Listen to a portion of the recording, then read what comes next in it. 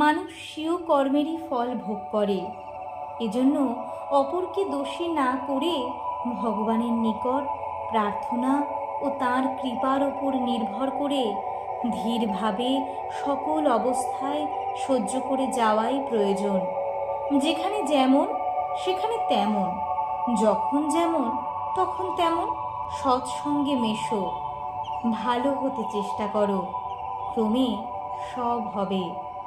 কাজ করা চাই বই কি, কর্ম করতে করতে কর্মের বন্ধন কেটে যায়, তবে নিষ্কাম ভাব আসে।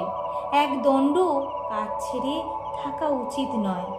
মনটাকে বসিয়ে আলগা না দিয়ে কাজ করা ঢের ভালো।